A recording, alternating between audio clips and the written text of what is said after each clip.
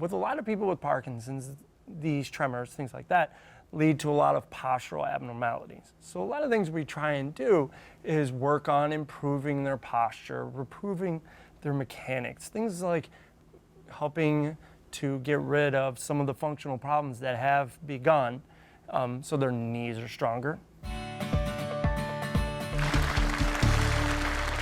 Welcome back. It was a great session with Dr. Fernandez and Donna. And as you know, today we've been discussing Parkinson's, and our goal is to really inspire you to lead a fulfilled and meaningful life.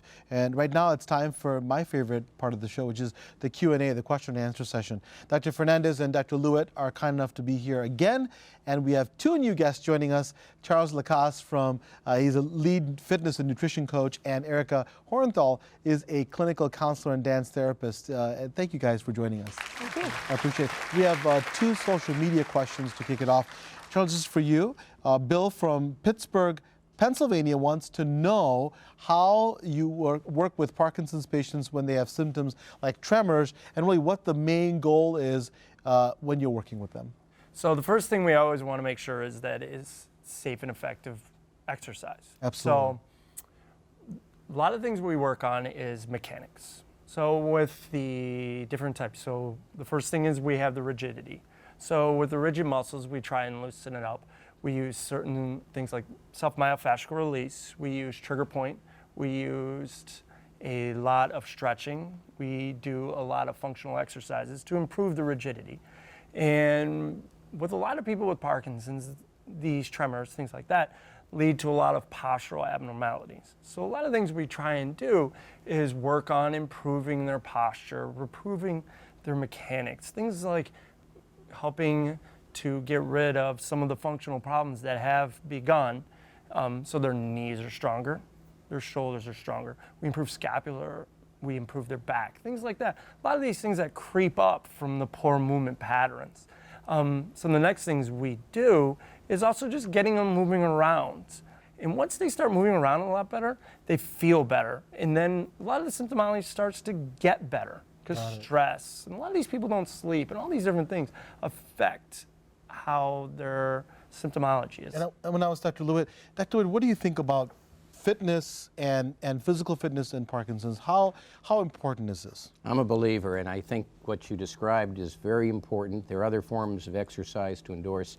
Fortunately, there's no one kind of exercise for every patient, and there are a number of programs that have been created around the needs of patients to improve balance, coordination, dexterity, and so on, such as rocksteady boxing, or various forms of physical therapy such as power or water aerobics. Even patients who are wheelchair bound can nonetheless carry out a very vigorous exercise program.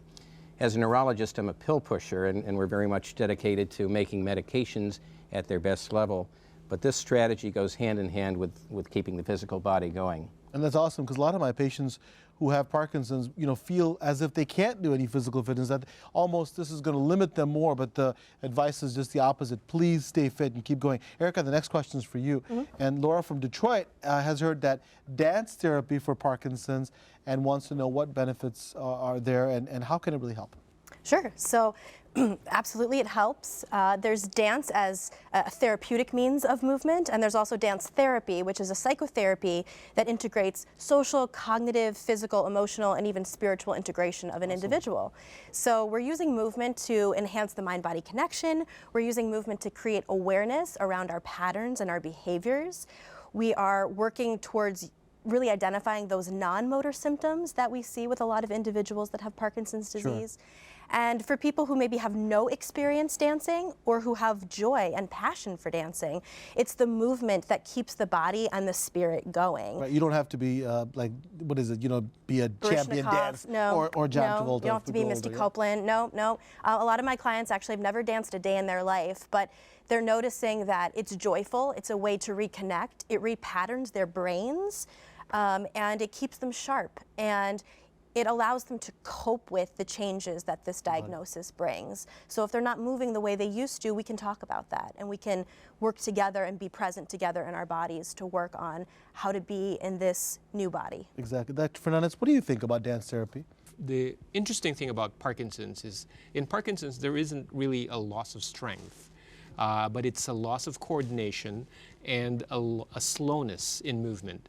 And it takes advantage of cueing, auditory cueing, and visual cueing, which the rhythm of the dance provides to overcome this loss of coordination and slowness in movement. So that's why it's so effective. And the thing is that, all the things we've talked about, there's so many methods that can really work. And for example, Tai Chi can work, rocksteady boxing. There's many out there. Really, go to our website at AskDrNandi.com and we'll give you so much more information.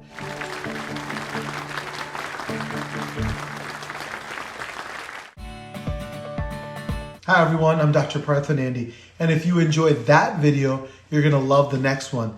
It's full of incredible information to help you start your health hero journey.